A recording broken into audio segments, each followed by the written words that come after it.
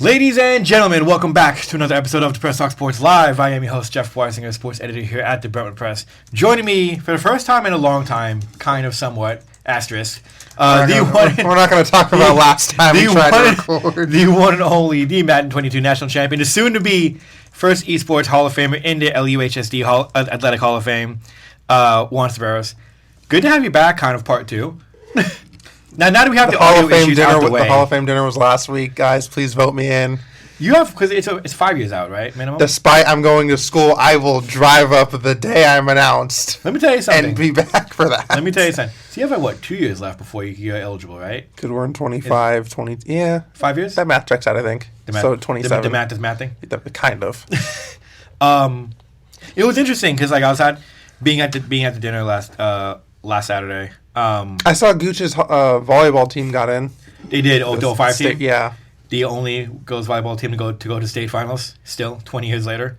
Because they went to state playoffs the year before, I think. But first, I did not know they were a 3-time NCS champion. Yeah, 3-time NCS. They went to state twice. I think they lost to NorCal's once. Right, they lost twice to Nevada Union, Grass Valley.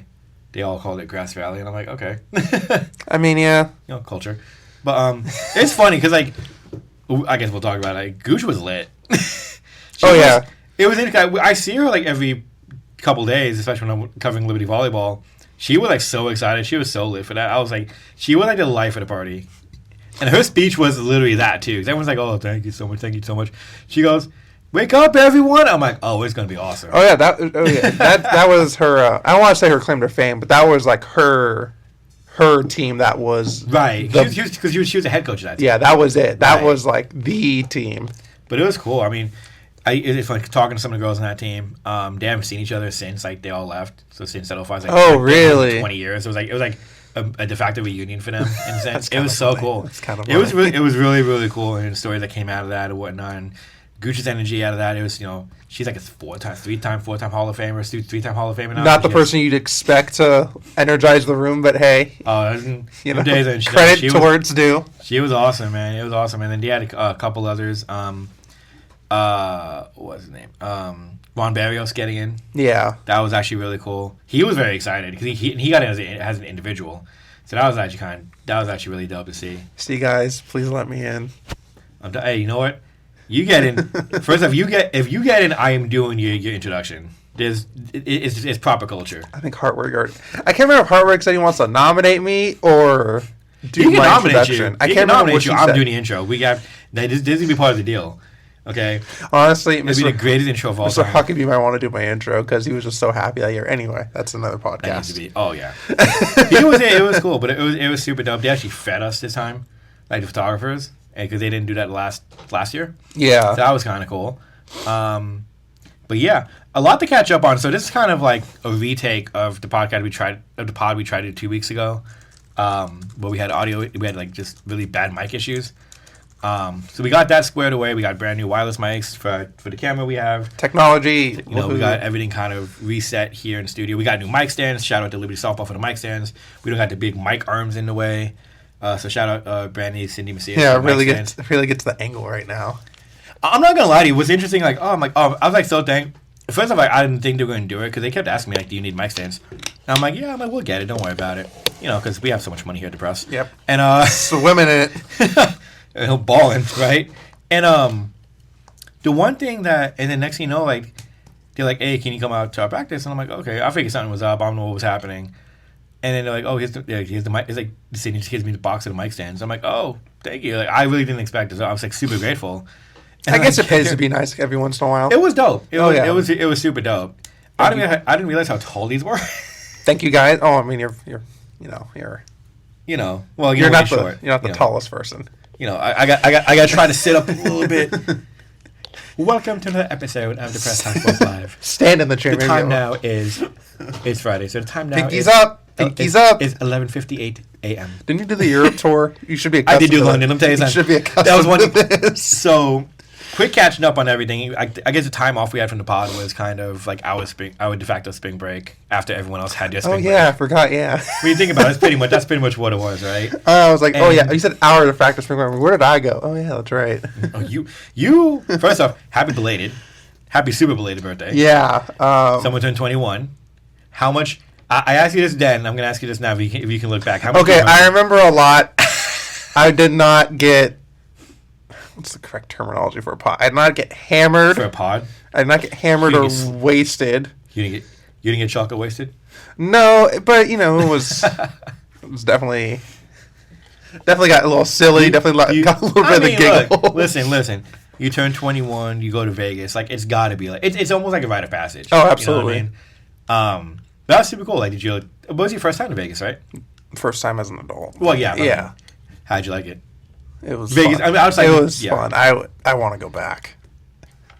I mean, yeah. Okay. Everyone wants to go back to Vegas. Let me preface. It was just a lot of fun. We went to a lot of Gordon Ramsay's restaurants. Did you get to beef Wellington? Oh my god! I've never had anything that tasted so good in my life. You made some great restaurants here in the great city of Brentwood, where better than Brentwood. And if I'm making a top 5 restaurant list, Hell's Kitchen and Gordon Ramsay Burgers up there, and number 3 is La Costa. I don't care what anyone says. La Costa is number 3. I'm saying, open one Vietnamese sandwich place, and trust me, La Costa is gonna be forgotten about. I will tell you it is. But no, I'm glad you had a good time in Vegas though. It's actually super dope. I haven't been since I went to Raiders Giants last year. Oh, that's only 1 year. Yeah, but it's been. I mean, for my parents, it was since my dad turned 40, and that feels like centuries ago, damn near. Jesus. Bod's off to a great start. I was in London because live it up. Europe, we went to Europe. It was amazing. There's some great parts about London. I will tell you this. First off, I forget. It's a thing in London, in England in general, how Indian it is. Like, people forget about that because it's dumb. I didn't think of it. And I got a friend of mine who lived in London. He went to school at Oxford for a couple. That he did his master's or something like that in Oxford, he loved it. But he told me how Indian he got, and so we land, and it's like the first thing he heard was the Indian accent on United, and I was like, cultured, and I totally forgot about it. Nothing says London more than that. It does. No, shoot, sorry. But then the first thing we finally get into the Uber. First off, getting into a car with a steering wheels on the right side that's was just so weird. That's got to be trippy as hell. We were turning how when we do wide right turns. Yeah. It was when you do right turns, it feels like you're about to go into oncoming traffic. God. I was like, what is happening? Because they drive on the opposite side of the road too, right? Yeah, that's weird. So they drive opposite side of the road. They're weird out there. I'm just joking. Or hear me out. We're the weird ones. No, because a lot of Latin American countries and Asian countries drive on the right side of the road. Yeah, but I mean, first off, Asians have the worst identity crisis ever because they all want to be like Americans. Second one, Latin Americans, they just follow what we did. Okay, let's be real. This is what happened. This is off to a great start. But no, London was absolutely awesome. I will say that driving on the wrong side, quote unquote, was really something. That's really tricky. Had to adjust, especially when walking, because here when you cross the street, it's left. You look left, right, left. Yeah. There were times I did that, and I nearly got hit by a car coming the other way. Because culture. Because culture. I was like, oh, but it's actually... I can imagine people on the sidewalk going, look, laugh at the American, almost get hit. Look at this, Yankee. Oh, won the war, did you? First off, we didn't win. Let me tell you something. We won a battle in 1776. They won the war. When I tell you how expensive London was after conversion, child. That's the that's the I was happy to come home. I was happy to come home and be able to grab Starbucks for a day on the way back to the office. My first day back at the office. That's fair. But on the street when you cross, it literally gives you directions. Look right, look left. Because it's probably literally said that. Yeah, because they're like, okay, this is becoming an epidemic. I'm telling you, I can only imagine. They have a PSA of people driving safe and a documentary on someone who got into an accident, and they were saying they had I think for the country they had 2,000 deadly accidents in 2023 or something like that. Now, did you drive or no? Oh hell no. Oh, okay, because I'm wondering. No, Bro, I don't even think you can. You have to get your own license out there, maybe. No, I don't know. I don't know how it works internationally. If I went to another state, it wouldn't be an issue. If I went to Canada, it really wouldn't be an issue. Wouldn't be as much of an issue. But because their driving laws are so because different. Everything's kind of different there, yeah. And London's congested. My wife Jazz and I, we had this in the Philippines where like there's some turns like no street signs and like how there's no accidents is absolutely crazy to me because like here would be accidents left and right. Oh, it's like in India. You know, they just drive through the controlled Philippines chaos. No different, right? Yeah. And so in London, everything's just so.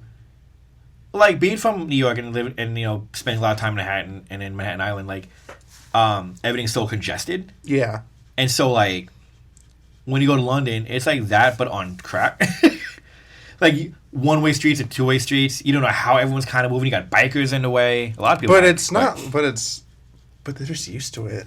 They are and that's the great. Like, and out here, there's only just a few like San Francisco, L.A., New York. But even San Francisco, like when I like back in the day, before years, this feels like a lifetime ago at this point. But when I used to do back in my day, when I used to do Lyft before anything pre-pandemic is pretty much like the prehistoric ages, right? Yeah. When I used to drive Lyft, and so I would drive a lot in that stuff because that's where a lot of the business was, right? And even then, like the roads, they weren't as narrow compared to New York in general, but they were. I mean, it was the roads are really narrow now because they added a bus only lane. First off, they add every lane except one for cars. Like, make that make sense. Like, they close off Market Street. I'm like, really? You close off your main road to traffic? Seriously? Hey, the amount of time that they got in accidents because of idiots on Market Street. Anyways, but no, London was dope. I will say, Big Ben, not that big. Size doesn't matter. Let me tell you something. I told Jazz we caught Big Ben on a cold day. London Bridge didn't fall. Childhood ruined. And then there's a place called Harrods. Let me tell you about this. If you ever go to London, and make sure you have money to burn first off.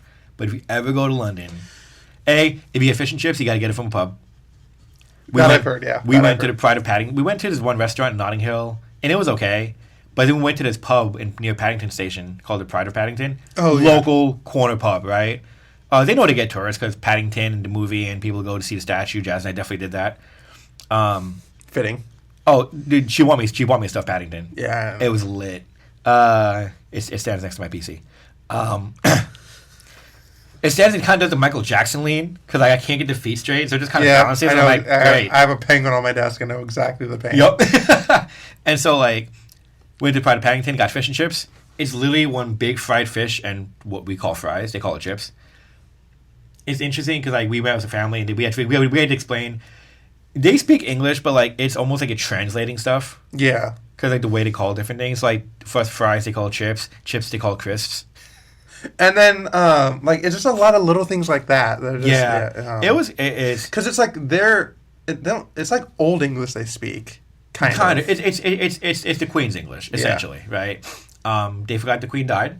English needs to evolve. It's a good thing I didn't say what I just wanted to say. Anyway. No, it's okay. The Queen died, but also she killed Diana, so what goes around. Well, this took a turn. But yeah, we should do a conspiracy. It was awesome. We should do a conspiracy podcast. The press talks conspiracies. God, that totally will go off the rails. On this episode, Princess Diana. I will say though, last night, so we did a contest for Cirque du Soleil Echo. So we did a ticket raffle at the press for Cirque du Soleil Echo in San Jose. So we had some people win it. So Jazz and I got to go. That show was awesome. First off, I don't remember the last time I went to a circus. This guy goes out with his wife while us singles on a Thursday night or off at work. It sounds like a you problem. So, couple things. I told you I'm going to make a story on this too. We went to this matcha place in San Jose called La Cafe, right? Spelled Caphe because culture. Yeah. So it's near San Jose State, and so she was as she always does because like she knows all the good places to eat. I'm happy. We go to Mountain Mike's. I'm fine with it. We go to Mr. Pickles. We're good with it, right? I've cultured Jeff. I've cultured him. But we go. We I mean, because you and I get lunch often. Like, we don't really go anywhere super. Like first off, we can afford to do shit. Mountain Mike's is our date night. But like, so we go to this place, and so she takes pictures of all the food and stuff like that. And I was like, and she spent about like 5 minutes doing pictures of the food for Instagram, trying to get the right photo and everything, right? I'm like, all right, cool. Do we influencer thing, right? Literally, right? She'll take the angles and everything. And I told her, I'm like, dang, this is free game. She goes, what do you mean? I'm like, I got to do a story because I have a lot of athletes that follow me, especially a lot of the guys. And I was like, this is a free game. If she ain't taking all these Instagram pictures of the food, the place ain't that good. So take notes. Honestly, that's not a bad way to gauge it. So I never thought of it. Take notes, right? No, I say this because I look at where Jazz and I eat. Well, no, like if you look around and see people taking pictures of food, you kind of know the places. Well, but also the people, right? Because like, my dad will do. My dad and I can go to Applebee's and he'll take pictures of food. I'll be in New York. I'll be back east. We go to the Applebee's because where we live is like right across Cross County Mall, and we have like an entire we have a whole entire mall like right across the building. So we'll go to like a Shake Shack, we'll go to like an Applebee's, and he'll take pictures of the food. And I'm like, okay, bro. Your dad is so cultured. I'm like, okay, bro. I'm like, this ain't that good. And then Jazz and I will find like the only place like you'll see it like on Instagram like, oh, you guys gotta try this place, whatever. We'll go explore those kind of places, right? And she's taking all the pictures of the food. So free game. Since you're leaving for Fresno State soon, since you're becoming all grown up. Well, allegedly on the last part. If you go out with someone and they're not taking Instagram, that if is capitalized and bolded, isn't it? If they are not taking pictures, if they're not Instagramming the food for stories, and I'm not talking about basic pictures. I'm talking about getting the angle down. I'm talking about you got to wait 5 minutes to eat. If they are not taking pictures of the food, the place ain't that good for them. I mean, I feel game. I feel like there's a solid rule of thumb to go off of anyway. Ideally, you would think, right? But for someone your age range, between like 18 and 21, is like in this. Oh, I'm at the top of the age range now. Oh my god. Okay, I'll say this. From the 16 to 24 range, I'll give you a little bit of slack. Okay, from the 16 to 24 range, if who you're going out with is not taking pictures of the food, the place you chose ain't that good. Yeah. I feel like this is a solid, like I said, a solid rule of thumb to go off of. And I'll say this. Jazz and I, look, sometimes we go to a Starbucks, we'll drive to, we'll go a bit, Chick-fil-A, stuff like that, and whatever. But when we go out, and you've seen it. Like you go, like... No, when we go out, like... Like, yeah. Yeah, like, we'll go to a Happy Lemon. That's, like, my favorite boba place of all freaking time. When we go out, but we will go to this place, and I literally have to wait about between 3 to 5 minutes to eat. Because I'm not going to start eating without her. You know what I mean? Kudos to you. I can't do that. First off, I can't. Okay, I say that I can't do that either. But there comes a point where I'm like, just take the damn picture. But yeah. So anyway, so we got something to eat. Went to this Vietnamese sandwich place called Duc Quang. That's the name of it. I'm not even kidding. Sandwich place. That sandwich place would do a killing out here. Not even kidding. We need a Vietnamese sandwich place in Brentwood. I will say this right now. On that note, I guess we should start talking sports. So yeah, we probably should. But yeah, Cirque du Soleil, to all the raffle winners who got the tickets, like, you were in for one hell of a treat. It was an absolutely awesome show. The water was like $8. I am reusing the bottle from the water because culture. It is actually in a tent. Is that made of glass? This is made of metal. It's aluminum. Environment. Yes. Actually, the logo is gold, so I'm gonna say this is a 14 karat gold bottle. But yeah, so honestly, you guys are in for a hell of a treat. The show is awesome. It is good to be back. We have a lot to catch up on. Yes. A ton to catch up on. And what a better way to start than just rambling about 20 minutes in our lives. Hey, you know what? We have a lot. We had a lot to catch up on to begin with. That is true. So volleyball ended last night. Final match of the season, Heritage Liberty. It's very interesting. That matchup was very interesting just because of what happened the first time around. Heritage, yeah. Right. Heritage beat Liberty at Heritage's place in 5. Right. Back in fall like centuries ago. April 8th. April 8th. Yeah. Or the 9th. One of the two. It was around my birthday. And then Liberty had made some comments that they were kind of going to storm through Bevo, which granted they did. Minus for the one night. For the most part, they kind of did that. And I feel like last night was kind of a statement. And even Coach Bustamante said, we wanted to win the way we did to kind of prove that we deserve to be on top alone. Because I think if they lost and Deer Valley won, it would have been it would have been some sort of co-championship. Last night? Yeah. So because Deer Valley was a game back, right? And that Deer Valley beat. I think. Well, so when I was at the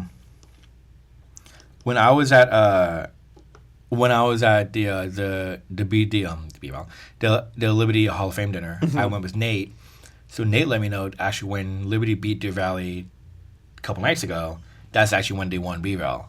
Well, they clinched a share of it. No, they clinched it because they already swept the season series from Deer Valley. So even if Liberty would have lose to Heritage last night, and Heritage would sweep technically Liberty would still have, because Heritage has 3 losses in league. Some tiebreaker rules. Liberty would still be the league champ. Yeah. Outright. So they actually won it already. No one knew.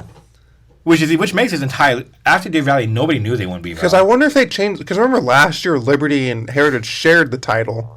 They would as even as it gets. So I wonder if they changed the tiebreaker rules. They might have. I don't know. This is only the league we cover. Well, but to be fair though, like they change it like every freaking time.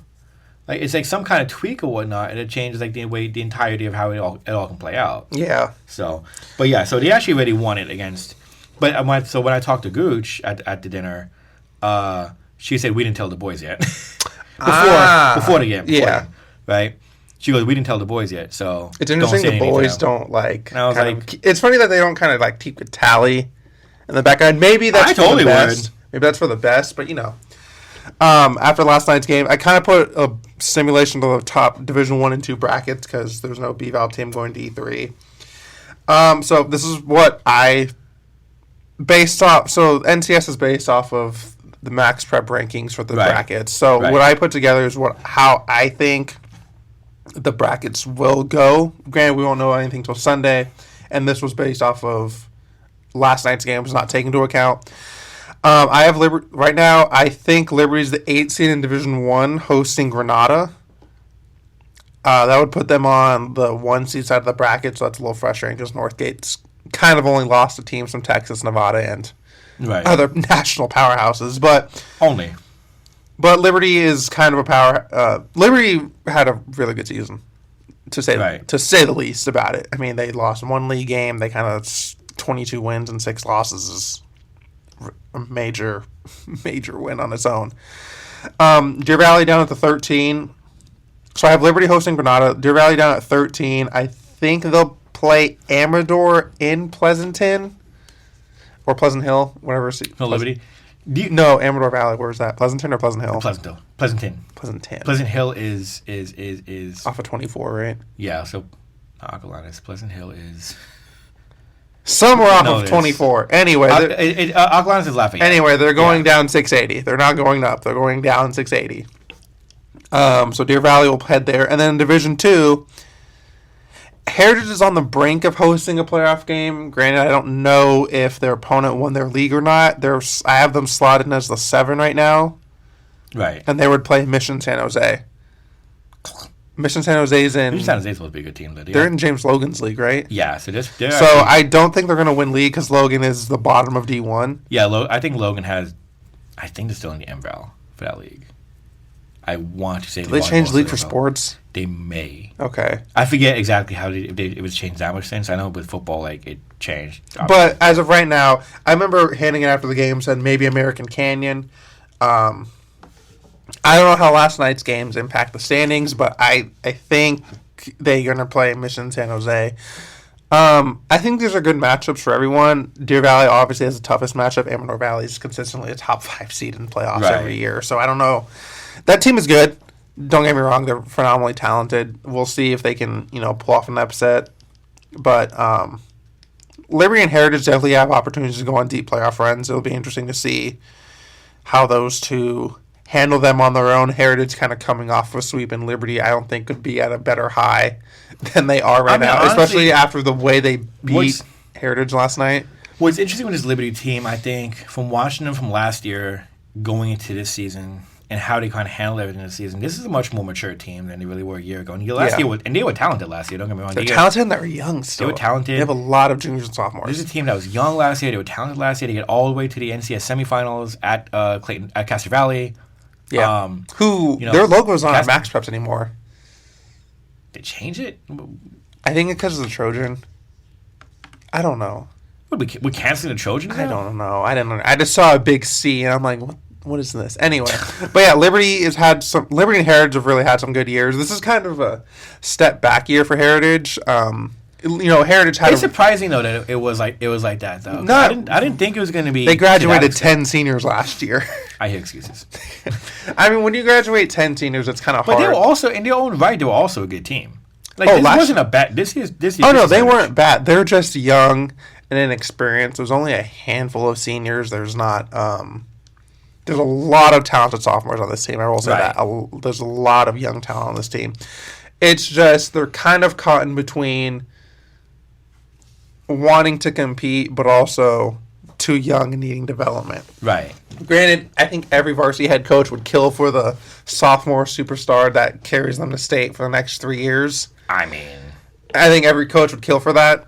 That's just, but how likely is it you come across that consistently? Not often. And Heritage's core from last year's team. They'd been playing on varsity the last 3 years. Right. So it was kind of a shift in not culture, but a shift in just a team dynamic overall. Right. So they're not a bad team. They've been good teams. They came back reverse swept Granada. They beat Livermore in 5. The Granada reverse sweep was really that surprised both of us. Yeah, Granada's up in D1. Livermore's up in D1. But they have had some unconventional performances and losses. They lost in 5 to Pittsburgh. Last night they didn't. But that Pittsburgh team, they were okay. This year's Pittsburgh team was not. They weren't world beaters by any means. Heritage should not be. First off, the only team that Heritage should be losing to if they're going to lose a match is really between Deer Valley and DV. Yeah. This year, yeah. And it's really funny because you look at the 2 games they played against Deer Valley, and they were both 5-set losses, and you look, if they won those games, how much does their season change? Because those 2 losses, if they win, granted the first game was when half the roster was gone. Right. And they played with a lot of heart that night, so you kind of take that one as a moral victory. Right. But the second one, when you were dominating the first 2 sets and then kind of get reverse swept and let the air out the bag, it just kind of that's a really frustrating loss. I feel like that's kind of why they ended the season kind of on some sort of not on a high. But it's a young team. There's going to be valleys and peaks and all in between. And for Liberty, first of congrats on last year having shared a title with Heritage. A lot of the guys were not really thrilled about that. So for them to get the outright, the following year is really outright. You're going to get a home game because you won league. I think the home game is going to be massive for them. Yeah, because they were a road team last year. When did they play first match? I forgot what the first match was. But I know they were at Castro Valley for that semifinal. Well, they won 2 playoff games. No, they had a first round bye. There you go. That's what. And then they hosted, not James Logan. That was Heritage. 1 moment, please. Yeah, we are so prepared on this. Anyway, well, you can say something. No, but this Liberty team, watching them all season, especially coming off the run they had last year, you saw so much growth with this team. And to credit Castro Valley, because Castro Valley last year was such a great team in their own right. Castro Valley was the 2 seed, yeah. Right. I will say they learned a lot from that series, and then you have a whole pretty much almost a year's worth of club ball, and then you go into this season. It was Granada they beat. I had a feeling that was the case. Liberty. Yeah. Okay. I might have that game then. I feel like maybe I had baseball, softball, whatever. So it's a chaotic time of the year. Imagine having staff. Can't relate. It'll grow. So seeing this team grow is very interesting. They're not perfect. Don't get me wrong. When they go cold, they actually do get really cold. And you saw it a little bit last night. Granted, Tyler Berguzin steps up and serves 7 straight aces, so that kind of helps, Oh, well, you get him serving it. You get him serving, and he gets hot serving. It's over, in my opinion. He's one of the best at it. Last night we noticed that. But there have been times when he'll kind of get. One thing I've noticed with Tyler is that when he's really feeling himself and everyone thinks kind of at a high, he will have that mistake.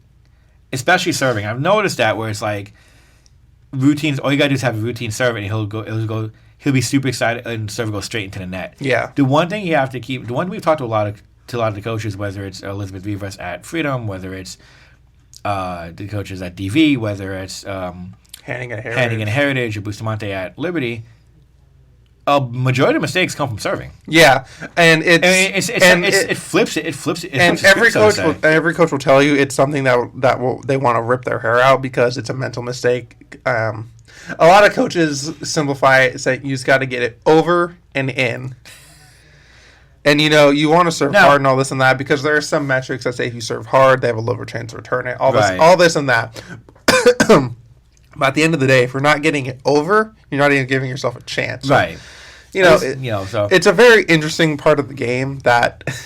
The mental aspect of the game to the execution aspect is one of the biggest parts rather than... I mean, we'll see the power, we'll see the big spikes and all that kind of stuff, the clutch digs, and like... But the mental to the execution really is such a part. Sport. It's such a unique sport. It's so much like I've covered volleyball for years. Ever since I started writing, it was one of my first sports. When I was covering volleyball at Aloni, and like there are times I'm just like, how? Like it looks like it's so easy, and it's just there's so much more. There's so much like nuance to it. Yeah, So, but Liberty right now slotted at the 8. We're going out till Sunday. They might move up or down a couple spots. We'll see. They will host a playoff game. Which they need. Which they need. Heritage, on the brink of hosting one. It depends on A, who they're matched up with, and B, what seed they get. Right now they're slotting at, I think they're slotting at 7. Top 8 hosts, unless you're a league champion, you automatically host. We'll see. I'll find out Sunday where everyone goes. The seeding meeting is going to be very interesting because now with the new playoff format, what? And boys volleyball is only 4 brackets. I didn't know that. It's only 4. Yeah, only divisions 1 through 4. I saw that last night on the. Which is but that's. I feel like that's bigger than what it was last year, right? Still, no, that was 6. Still 6. I can't remember. Yeah, teams doing the playoff cameo. Like, all right, see you later. Yeah. Doing the one and done playoff cameo. It's gonna be interesting to see what happens with both teams. I got a feeling Heritage will end up being on the road.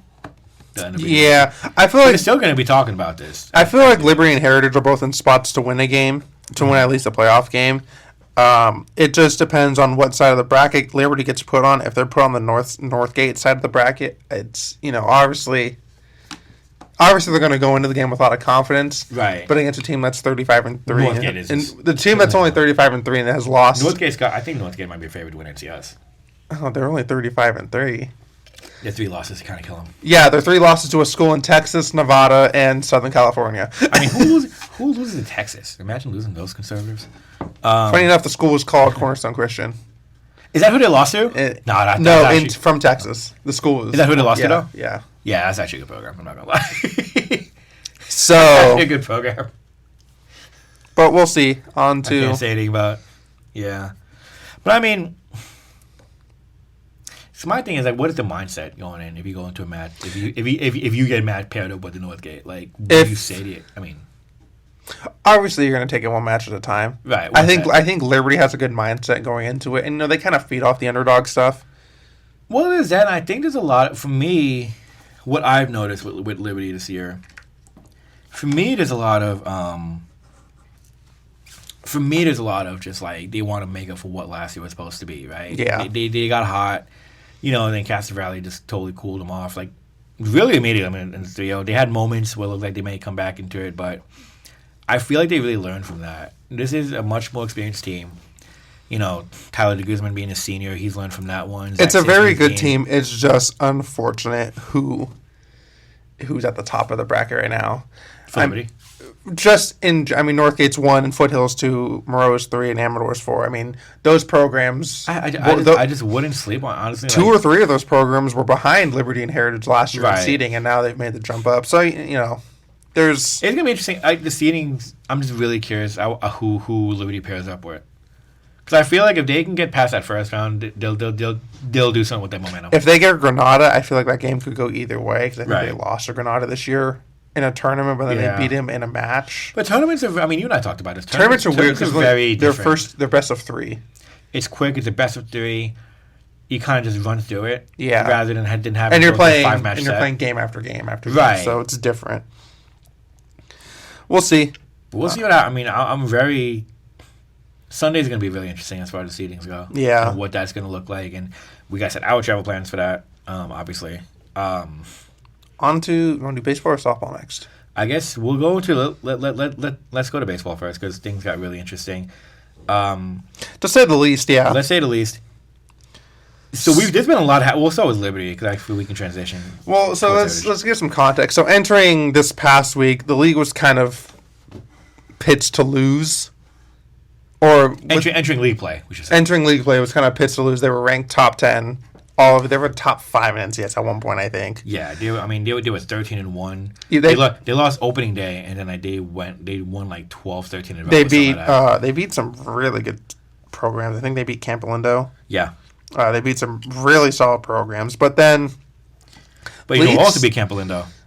Liberty. But Pitt kind of struggled when they got into league. I don't know. League's been interesting. So this is a bracket made by Gus Morris from the from North Bay News, and it's of the brackets 1 through 6. And so he made this before this Pitt Liberty series, or the day of the first game, I want to say.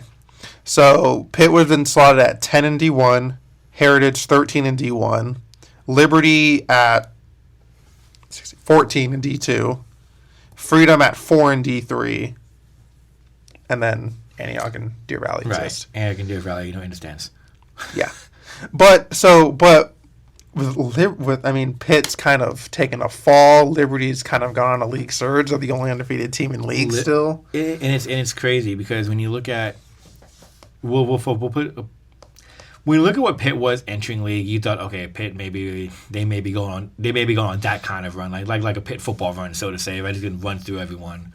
You really thought it because they just didn't lose other than opening day. But they were blowing teams out. They were winning by solid margins. This was a team pitching was on point. You really thought this would be it. I look back at the B-Val League opener when Freedom beat them 3-0 at Pittsburgh.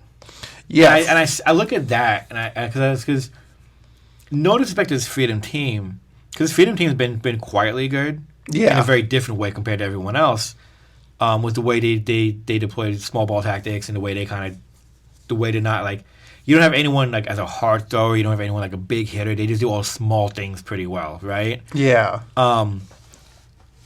So when you beat a Pittsburgh team that won 14 in a row, when you shut them out at their house, right? Yeah, it's big. It says something. So there's been a lot of movement in the standings. Go on. I'll get to Liberty in a second. Pitt's about the 10 spot still. Granted, this is standings. This is standings from the day of May 1st. So this is before yesterday's game. Yeah. So entering yesterday's games. Pitt's 11 in NCS, so 10 in Division 1 because there's a lower division team pushing everyone up. Heritage is 11 in Division 1. Pitt is above Heritage? Yes. Strength of schedule, slightly. Didn't Heritage... That's interesting because Heritage beat the brakes off Pittsburgh. 1-0 shutout. And then they split the... And then a 19-4 blowout. They split the... You know what? It's max. And then Liberty...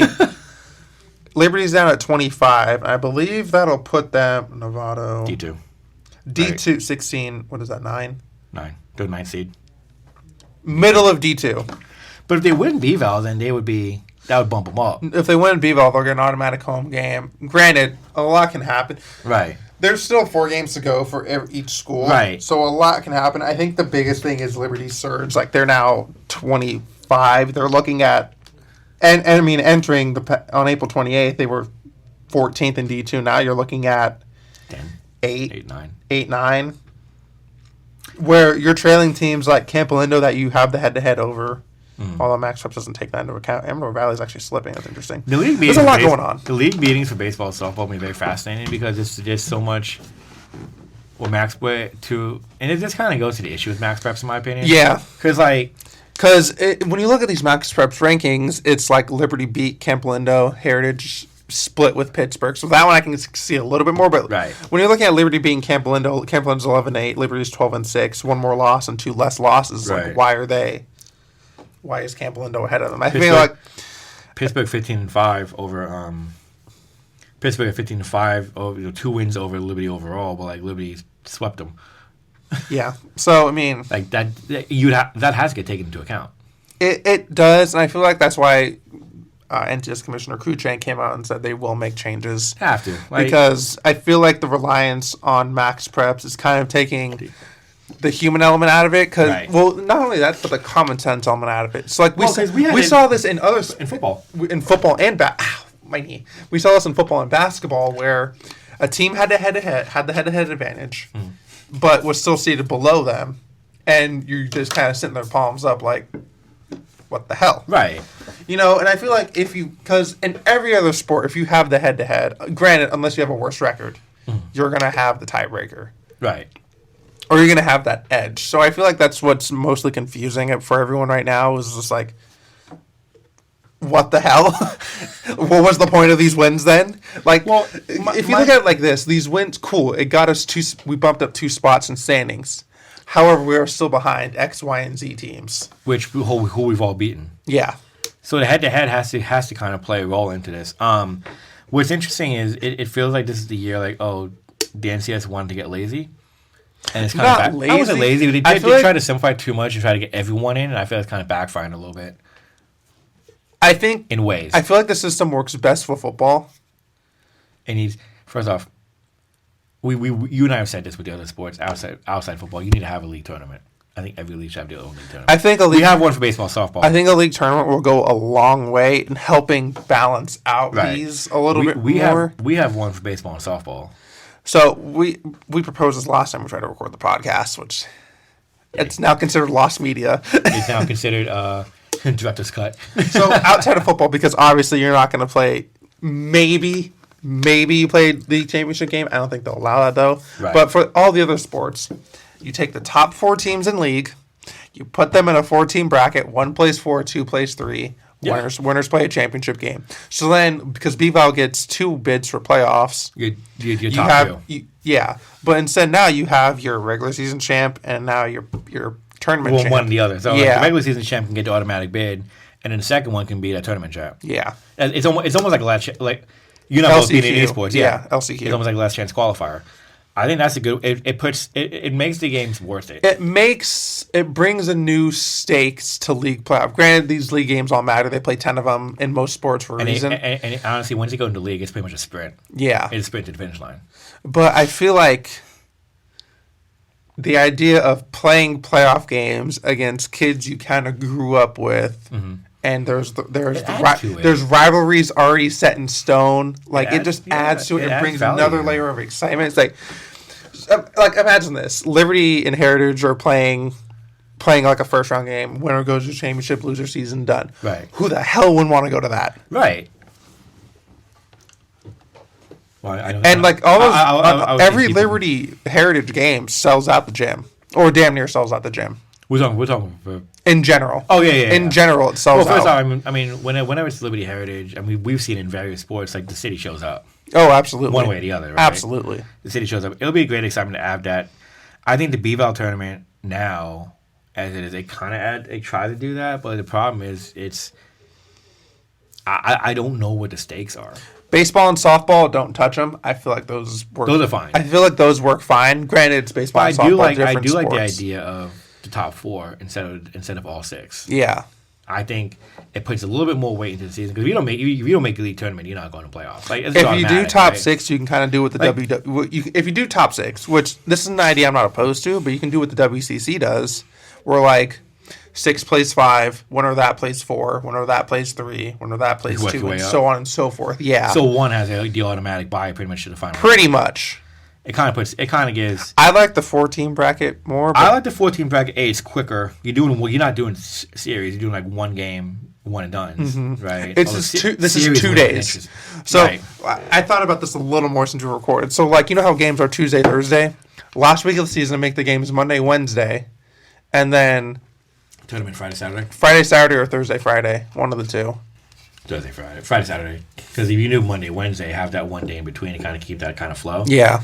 I would almost say I'm pitching this to every coach. I would almost say you keep Tuesday, Thursday, and just do it Friday, Saturday. You can do it back to back. I mean, look, the kids are going to play college. They're going to play 3 straight anyways. Yeah, that's true. They're going to because you have weekend series. Yeah. So I mean, it's you do that, and you're doing that at the end of the year. It's an idea. Obviously, I think it's a great one. They should allow us at NCS meetings. It's an idea. I think it's a great one. Not only because I came up, particularly because I came up with it. Here's my thing, but it just adds stakes to these games. Here's the crazy part, right? So you had the B-Ball tournament. Let's go to standings as of right now, right? As of Friday, May 2nd, right? At 12:30. At 12:40, right?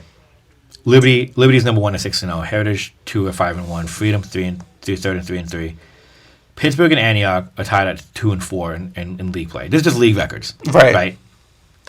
Imagine for a second, big little series, Antioch sweeps to get into the B-Ball tournament. Pittsburgh knocked out. That would be insane. You know, wow! But just imagine that. Oh yeah.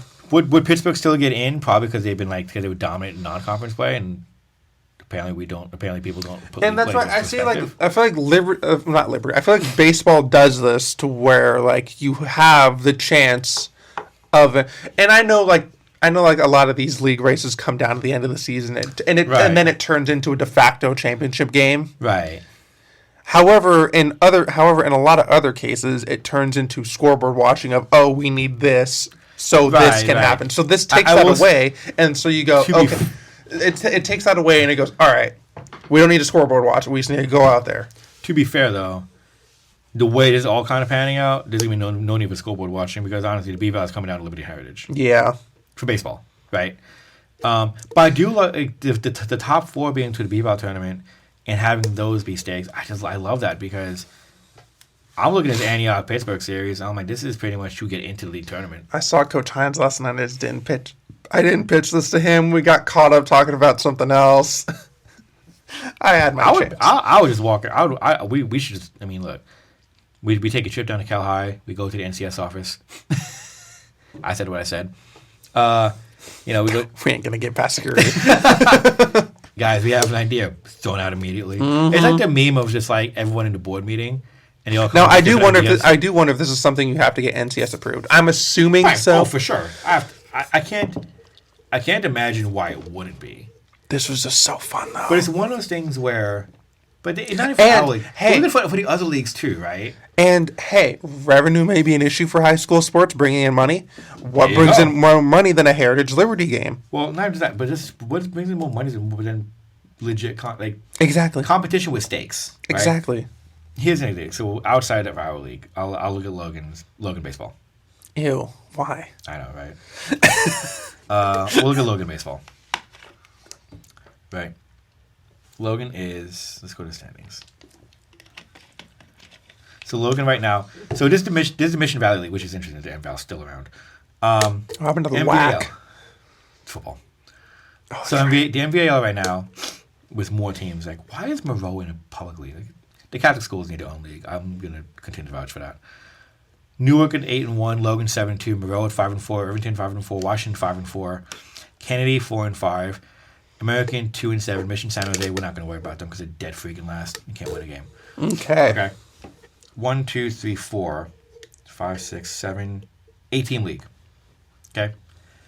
Top half makes it. This is for the tournament argument. Oh yeah. Okay.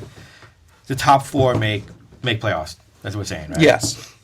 You have 3 teams fighting for the 3rd and 4th spot. You know how exciting that gets to? We have 2 weeks left in the regular season. Dude, it brings so much. It adds so much more to these games. It feels like and look, I don't know what Kennedy's right there at 4-5. They can make a push into that. It creates the wild card argument. Remember when people were debating about the wild cards? In baseball, yeah. In baseball, it's just one game. They made it a 3-game series.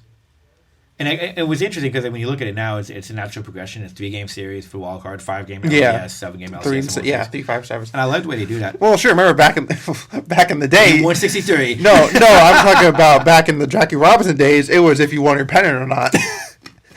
Which is fair. Which is funny because you had 100-win teams. Sorry, gotta go home. Can you imagine that? You had what was it? What was it? 87. You had the 85-win Twins against the 82-win Cardinals or something like that. In the World Series. That's first off, that was a bang of World Series.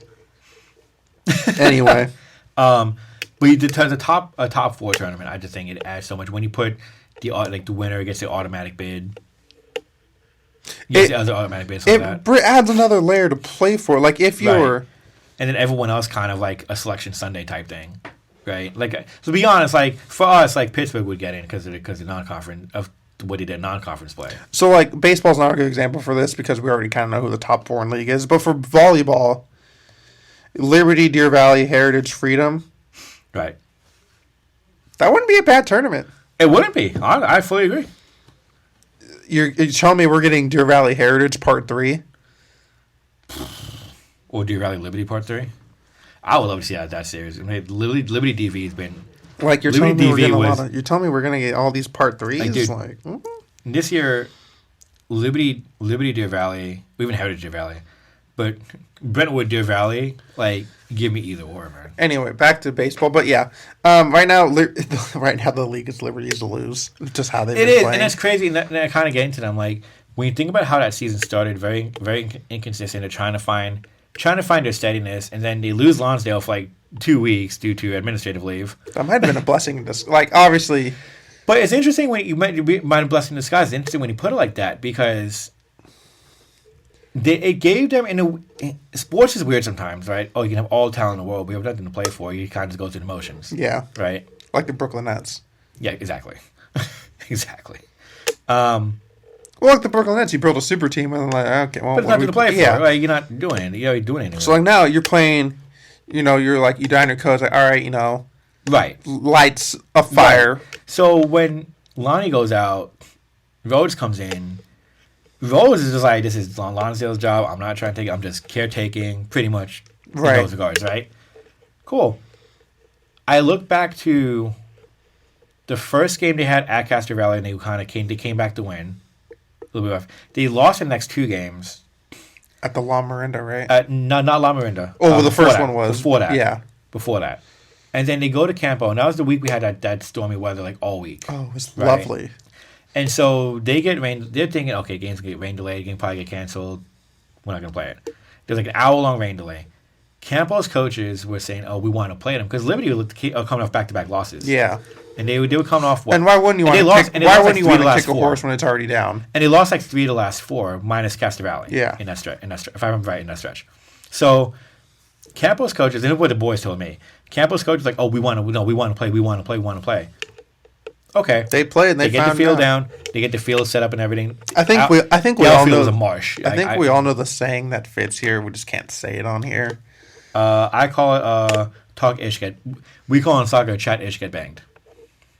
That works. Yeah. So, but I mean, you look at. But I say Rain Miller leads off with the de facto inside the park homer, which is the triple with their homer on the error, and everybody kind of Jake Fargo 7 innings, and you look at how that not only sparked the La Marinda tournament because they went on to beat Las Lomas on the road, and they were dominant in the Las Lomas win. Come back to kind of stumble a little bit, but then when league starts, like this has been, look, they've outscored opponents. You're talking to a team that scored 55 runs in league and given up just 7 or 9. Sorry, excuse me. Right. Grant Heritage has scored 60 and given up just 7, but I mean that kind of shows. But keep in mind though, you said how many runs does Liberty have? 55. 30 of those. Is that right? Can I do math? 33 of those against Antioch. Antioch's not that. To be fair, Antioch's not great of a team. Deer Valley forfeited one of those games. So you got the 7 of those runs are kind of asterisk, right? Yeah. You win the first game 9-0, which sure. The big one for me. Look, you lose 13-4 at Granada. Granada's like state ranked. Okay, they were in that game for 5 innings. They led 3-0. Yeah, they were in that game. And then pretty much Granada became Granada. But you come back, the big one for me is not just sweeping Pittsburgh, but allowing no more than a run in each of those 2 games. Yeah, you. Because I think that and Pittsburgh's pitching was really what was dominating that team, and you kind of beat them at their own game, right? Which is 2-1 against Pitt, like 2-1 at Pitt is wild because Heritage lost 1-0 at Pitt, so that's a pitcher's duel. And then 4-1 against Pitt at home. That's a big win at home, especially. You look at that momentum. You take that going to the Freedom Series, and keep in mind, we talk about Freedom. Freedom is, to me, is an absolute sleeper in this league. Oh, absolutely. Right? Freedom. You could not count. All the eyes can be in Liberty Heritage. Freedom can come out of top rope out of nowhere. Freedom took a game. Off of Pitt. They can easily win this tournament. They can easily win this league if And Freedom has that confidence coming off of that win from Pitt. If Freedom plays good baseball the rest of the year, they're in the mix for winning league. Freedom could be the weird. Freedom is the weird sleeper. I know Heritage swept them. Yes, I know Heritage swept them. So there's kind of that, but also this Heritage team should be sweeping Freedom. Yeah. To be fair, right? Freedom splits the series against Liberty. It's still Liberty's to lose, but it adds a whole. But it throws a wrench in. But you're finally giving a Liberty a loss. Like you're finally the team that gives them a loss. Now let's see how they react. And Freedom's done that. At Pitt. They finally gave Pittsburgh the loss. And look what they've done. Right. So I mean, it's very interesting. There's obviously a lot of aspects to it. Obviously, this league will be decided over the next 2 weeks of the season. My money, the Liberty Heritage Series is gonna. That's gonna be a banger series. It's gonna feed families probably. 10-inning classics. But we're playing. It's like what happened? Darkness Rule. What inning was it? 15th. 15. Yeah, they called back some of the JVs out of nowhere just to kind of fill arms. Just waiting for someone to send something down the left field line, and the runner from first goes first to home. I don't know. All you see is all you see. Can we call the shot heard around Balfour?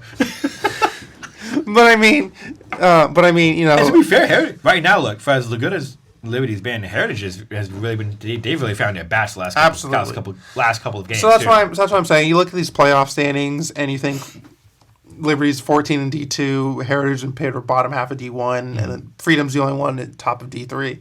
You look at that and it's like this can all change.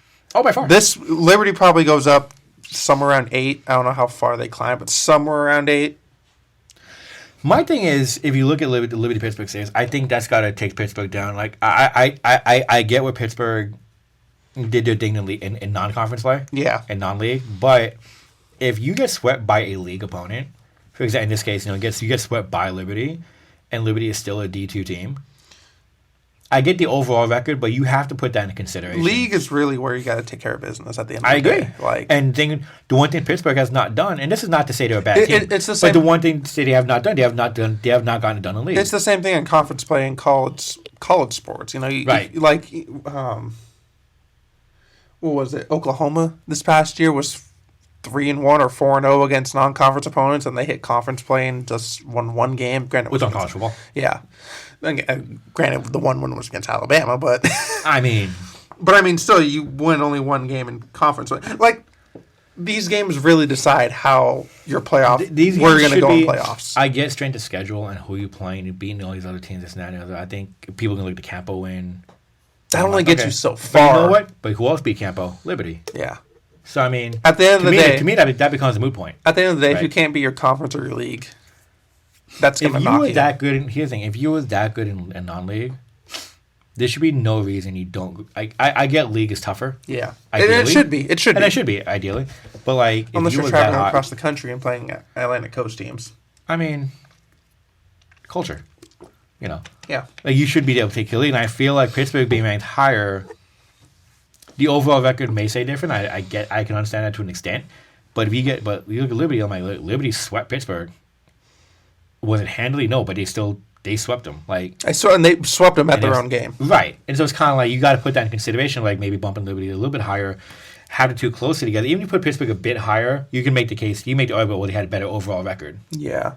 But the sweep should put that. It's really weird. I think with baseball, I know there's like a rule in the seedings where it's like they cannot change teams from brackets, but they can change teams within brackets. Right. So I think that you're going to see that in baseball mostly. It's like, okay, that selection Sunday is going to be wild. I don't know. Yeah. That meeting is going to be a war room.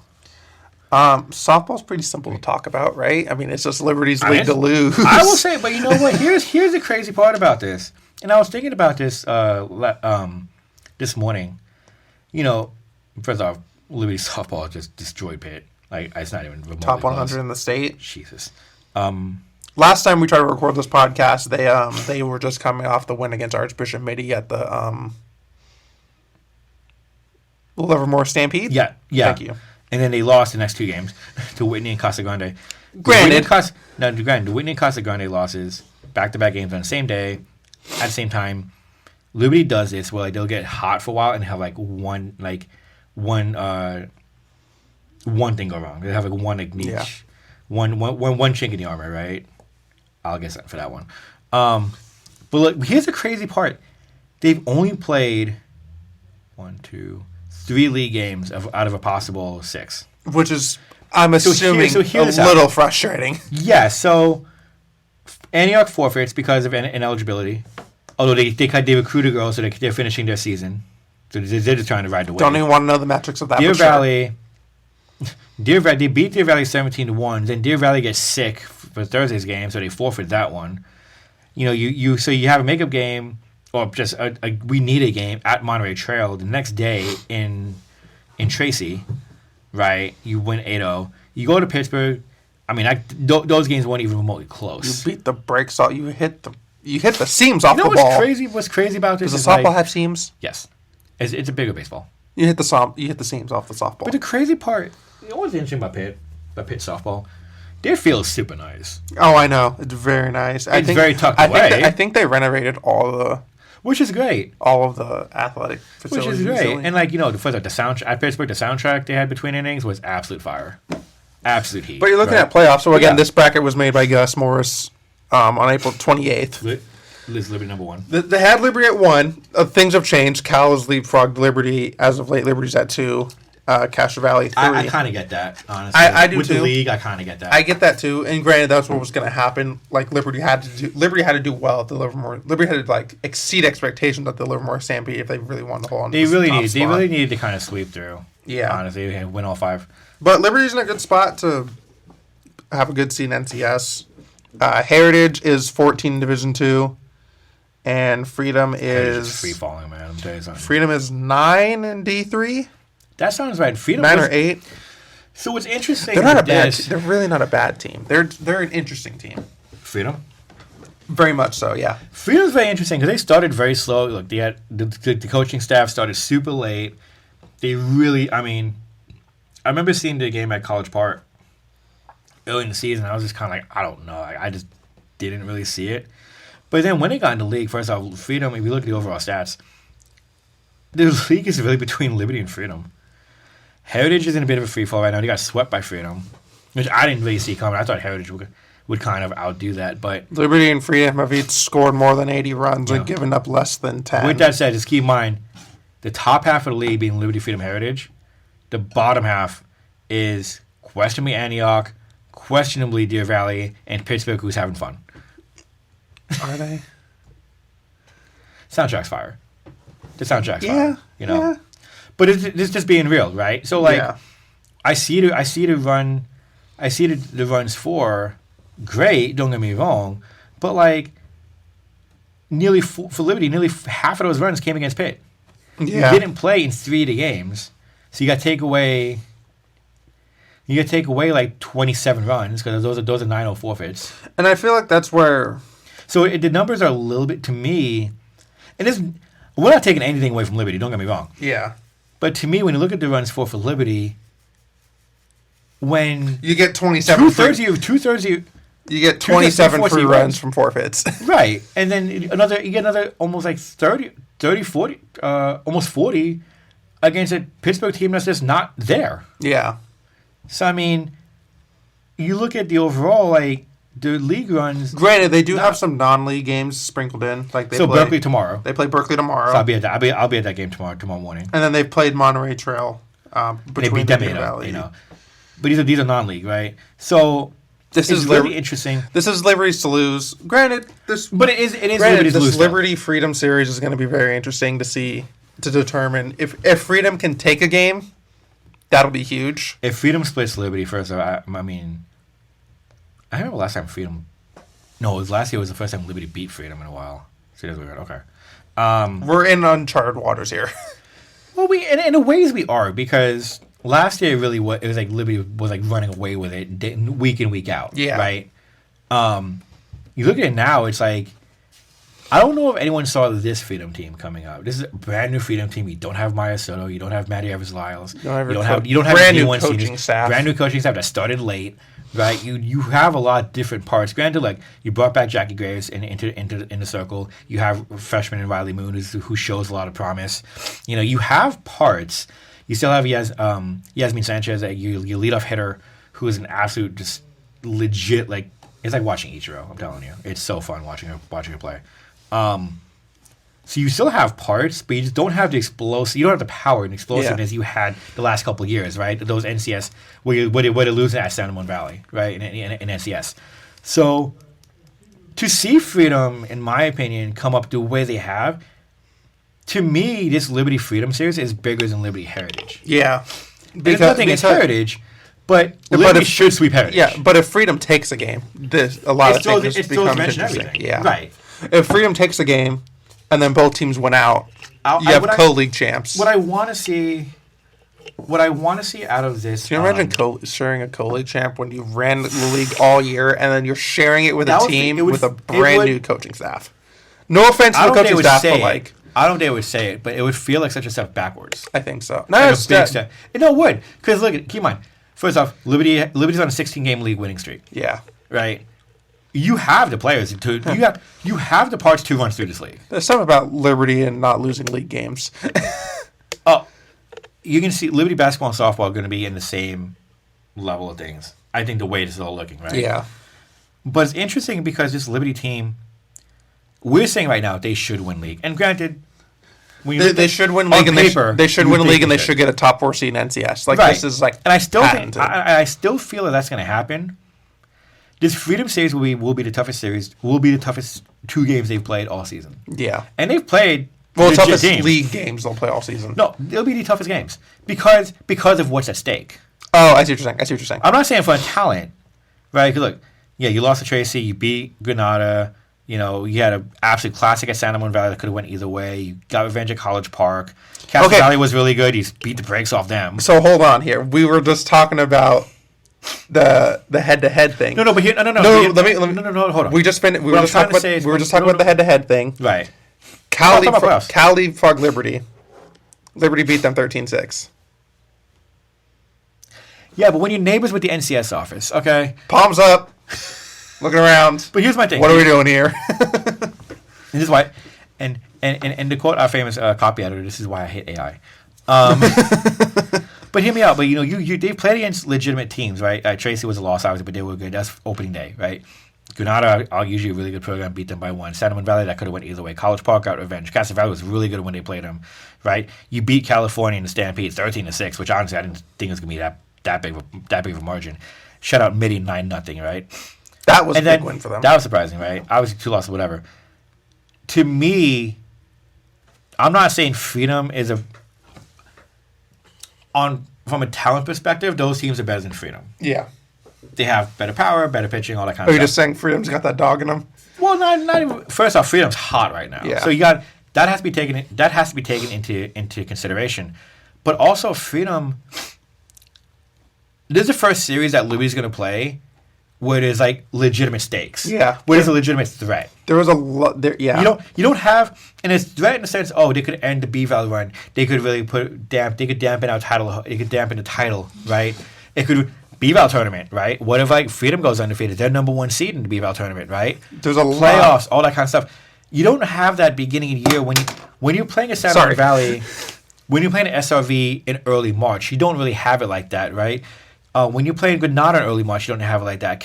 College Park, Castle Valley in late March, early April. But when you're playing Freedom in May, we're talking the Freedom trenches. May, the second to last series of the year, when pretty much you want to get everything. To me, especially with how Heritage is kind of downturning again. Yeah, this is the series. Yeah, from Berkeley is a good Berkeley. I think is a good like warm up to kind of get everything kind of ready, like a really good dress rehearsal. It's got to be Freedom. Yeah, this is to me, it's a must-win series. Like I feel it. I think they'll show out, especially with who Liberty has. I think they'll show out. I think we're just over dramatizing. But it's fair, though. But it's fair though because you have to consider the threat. Oh, absolutely. But there's like when you're walking down the sidewalk. Kidding. And that'll wrap things up here. The Maryland Press. God, it's been fun doing this podcast the last year and a half. But it is to me, it is the biggest threat I think Liberty's had in the Macias era. Yeah. In this kind of regard, right? So I'm very interested. Heritage, I really thought they were turning things for the better. And I'm really surprised that, like, they're not as much in the mix as I think they probably should have been. Granted, this is not a bad year they're having. No. Is it underperforming? It's as of late. And is underperforming to be a fly on that wall. Yes, because to open the season, you scored 3 runs and 5 of your losses. You turn it around. Yes. Right. Wait, how do they get a 2-2 win over American Canyon? Flip a coin. Best of 5 coin toss? Best of 5 coin toss. Then a day later, they lost 15-4. What the hell is max preps? Yeah. That's what max preps is. But you start league play, what? DV's DV. Right? Pittsburgh is Pitt. You're not stressing so much about it. This league is just who plays the best. Like, this league literally is who just plays the best. I feel best. like the Freedom Series. It's just who plays best out of Freedom, Heritage, Liberty against each other. Right, but also the Freedom Series, it should not have been 2 blowouts. Not for this team. Correct. Yes. And the one thing with this Heritage team, when the bats are icy, I mean, the bats just got... This is just stupid icy by Freedom. By Heritage, excuse me. Right? Because the bats, they've been hitting. Yeah. They've really been hitting. They found... I really thought they'd find their groove. And to go... This does not take anything away from Freedom, because I think there's big wins for Freedom for sure. But to get outscored 25-3 in the series... That's a little... In the league series. It's a little rough. It's kind of uncharacteristic for Freedom. For Heritage, excuse me, Heritage. Right? Antioch, I think they should... It'll be a good bounce back series for them. Yeah, maybe. Hopefully that's the case. That'd be a good bounce back series, but Liberty is like... I'd be looking at that like... almost kind of low-key concerned. If you're Liberty, you are licking your chops. You are like... Right. You are seething to get into that series. If you split Freedom Finals, I think that would be a fair result. Yeah. Between these two teams, but... I'm really surprised because I mean Kylie's a good pitcher. When she's in a groove, she's in a groove. When that lineup kind of gets moving, they're able to play really station. There's not a ton of power on the team, but there's a little bit of pop. But I'm surprised to just not show up for a series like that is very concerning for me. Yeah. So Liberty, they're in a dogfight for the top of D1. Will they get it? I don't know. Because what the hell does a head-to-head mean anymore? You know what I mean? It's like the value of the penny. What the hell does that do? It's like the value of $1 in London. The head-to-head. But who said you beat them? Who said you beat them head-to-head? So we'll see. You gotta love it here sometimes. We'll see. Right now, Heritage is 32nd. They're clinging to the bottom of D2. So we'll see. They're still getting to the playoffs. They'll still get into the playoffs. It's just you're kind of starting to worry where. You said they're D2? They are 32nd, so they'll be the bottom of D2. D3. I got a feeling they'll drop. Yeah. I got a feeling that their Freedom losses are gonna kind of hurt them in the end. So hear me out. Freedom Heritage first round playoff matchup. It'd be good. Because Freedom's 40, Heritage is 30. Granted, I don't think that math works. We talking NCS playoffs? Yeah. That'd be very interesting, especially coming off the B-Val. I'm tired. I don't know if the math works. Guys, bear with me. Especially coming off B-Val, I think that'd be very interesting. This series will be very... If Heritage drops a spot, and then they both win their... And if Heritage didn't have senior day against Antioch... If Heritage drops a spot and then Heritage and Freedom win their games, I don't know. Math is hard, guys. Max pass math. It's a whole other degree. Don't make a damn lick of sense. Oh, cool. When Cal's ahead of Liberty, but Liberty has the head-to-head. Cal has 2 more losses, too. But you know what? Hey, what is that worth anything? You know what I mean? Like, why? Just go out and be like... Just go to the NCS office in Santa Monica, just knock on the door and just look at them like... It's very funny because when you look at like the play, like how like on NCS how like the season goes, like the important dates, it says the city meeting, it says in bold, coaches do not attend, and I'm like, there's a reason they tell the coaches not to attend. What about media? They don't include us. We're not even recognized, so there's that. we're not recognized. So yeah, softball is going to be very going down. It's going to be very interesting. To me, the Liberty Freedom series is just massive. We'll see where everything takes us. I don't know. But who says it can take us anywhere? And on that note... this is fun. On that note, ladies and gentlemen, this has been another episode of the Press Talk Sports Live. Each and every week, at least we try to each and every week, bring you best of pending microphone quality, audio, depending on technological functionality. We try to bring you the best of Brentwood sports, best of East County sports between Brentwood, Oakley, occasionally Antioch, and Disco Bay. Don't forget, this podcast is brought to you by the Brentwood Press for as low as $20 a year. You too can keep up with everything happening in the East County area. Go to thepress.net for more and click on subscribe in the upper right-hand corner. For the soon-to-be Hall of Famer, Juan Cebreiros, I am Jeff Weisinger. Thank you so much for joining us, and as always, take care of one another. We will catch you soon. Hopefully, God willing. We'll see if this works again. Take care, y'all. Please end the podcast. Please put the podcast there. I'm keeping it in the pod. Please keep it in.